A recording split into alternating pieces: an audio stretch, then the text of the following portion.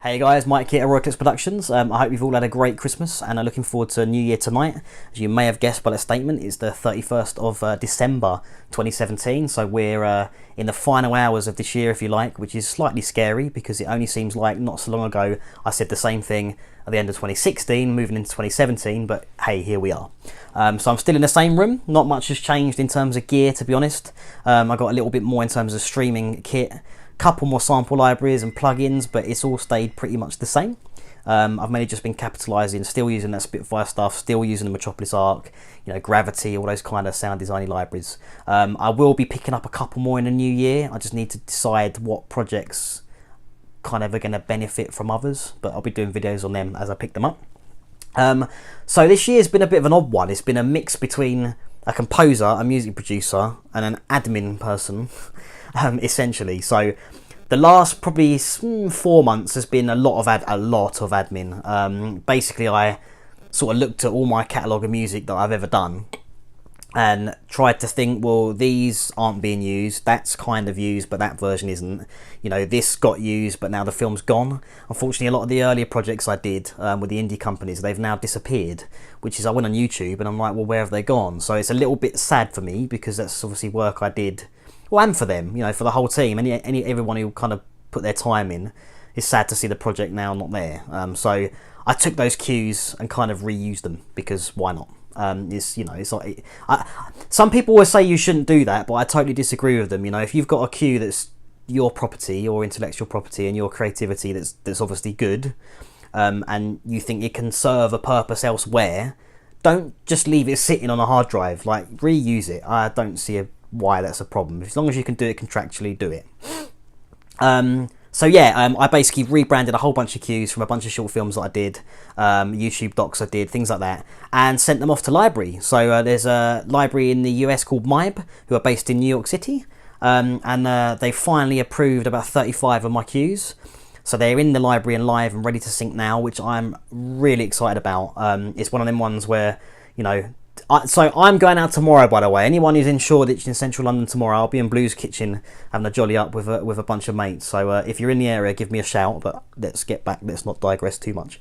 But I'll be down there tomorrow in Blues Kitchen, you know, having a scotch and thinking, good. You know, like those tracks are out there. I feel that's really something that I've accomplished this year, is getting a lot more tracks into library, and I feel like there's no more loose ends.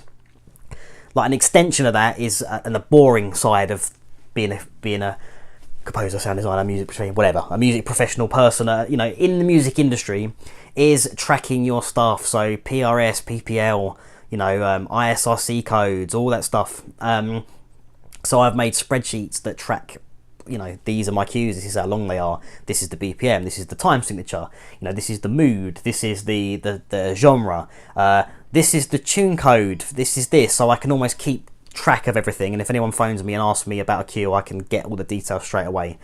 So that's boring but needed. So yeah, so all my different versions that I've talked about, that I've created, there's been a lot of kind of part of that prep with the library was they want different versions. So they'll want a bumper, a sting, a cut down, a narrative, a full version without vocals, all these different versions so that they can then pitch it properly to the editor.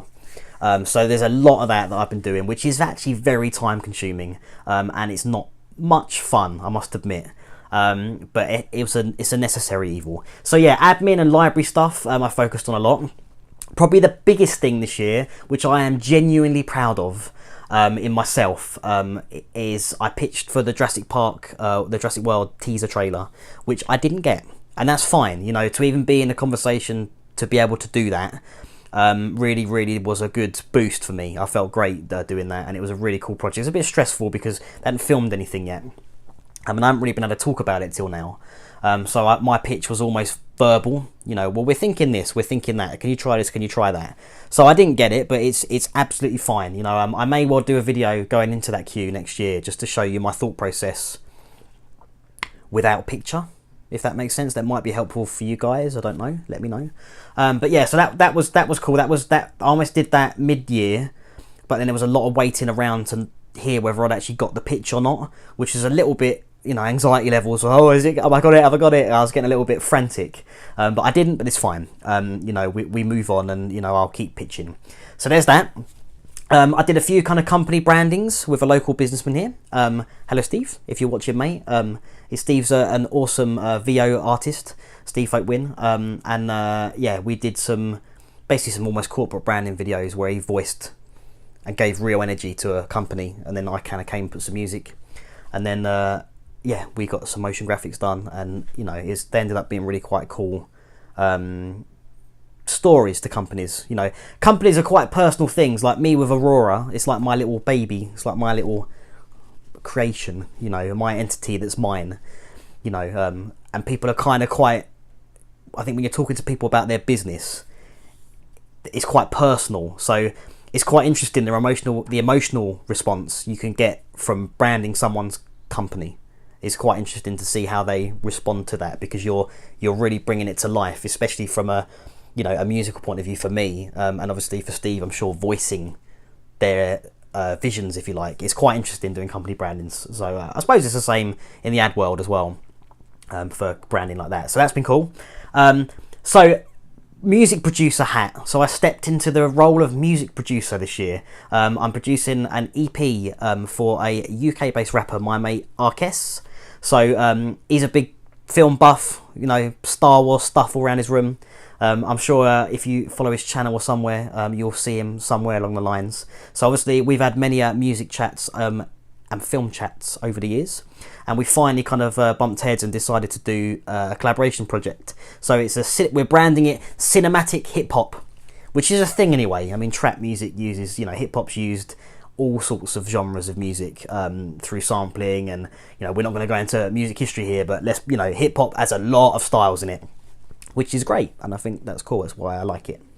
Yeah, we've written about 2.5 beats or tracks, if you like, that I've written. 2 of them we've recorded vocals to, but there's just some tying up in the production that needs finishing off. Then I'm going to do an instrumental version of one of the tracks, almost like a film score.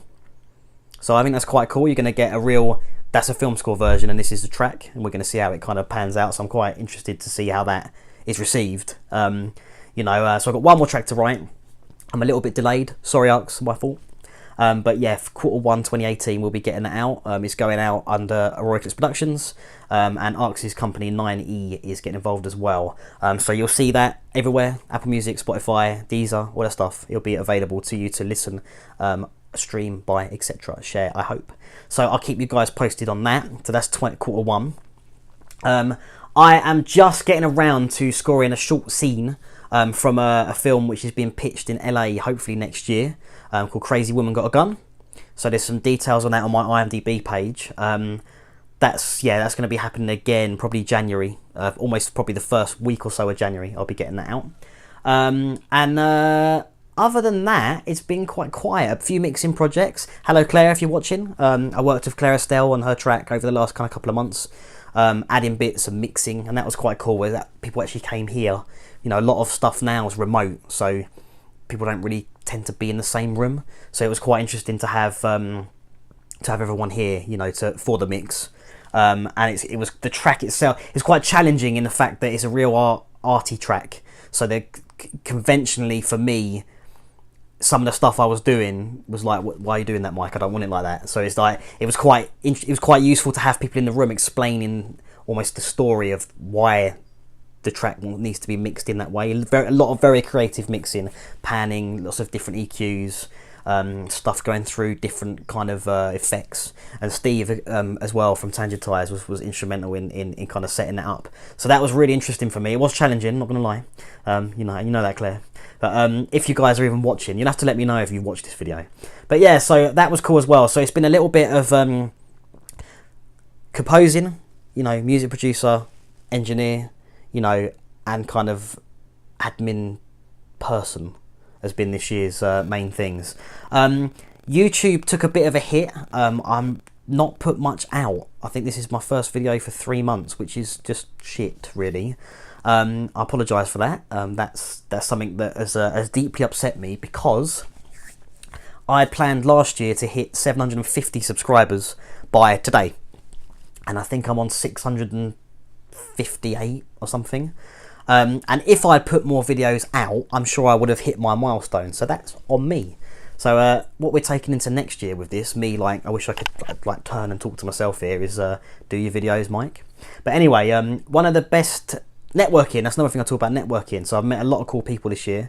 Probably one of the best talks I went to was at the British Film Institute, where we had a whole bunch of people there talking about sync music, library music, and the history of library music as well. You know, going all the way back,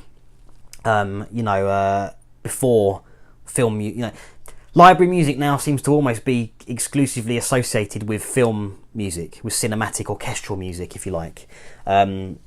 Whereas back in the day, it wasn't. It was anything and everything, and some of those tracks are. It's quite interesting to know that we can hum a track, but we don't know who wrote it. So what? And coming back to hip hop, a lot of these guys were saying that they're getting rang up, Jay-Z or Jay-Z as they thought it was, is like, would like to license this part of the track because he wants to sample it. They're like, who's this guy? So library music's was a really interesting talk, and there was a lot of really cool people there. The main talker was Stephen Price on Gravity, and he was going through his Pro Tools session from the Gravity score and kind of cutting parts out, muting it, and explaining how certain sections were created, and how certain sections kind of came about, and various sort of conversations he had with Alfonso, the director, and I suppose struggles he had and things like that was really, really cool. And then I feel terrible because I cannot remember everybody's name because I'm really bad with names. But there was the composer there from Eden and what's it, Hunted? The one where they're taking kind of normal people out of society and trying to putting them on the run against like FBI style MI5 technologies. And he'd done the music for that. He was a funny guy. I think his name was Nick, and I'm really sorry, mate, because I cannot remember. But that was cool. And it made me realise that I need to get out more and do a little bit more networking. I met a few people there who'd recognised me from YouTube, which was I was quite taken back. It was quite I wasn't expecting that. So hello, thank you again.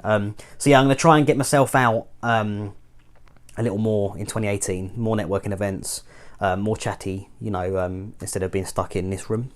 But again, I hope you guys have a really wicked New Year tonight, wherever you are, wherever you happen to be staying or wherever you happen to be. And I will see you in 2018 for more videos and hopefully more updates and more chats. Cool. Take care, guys. See you soon. Yeah. Bye.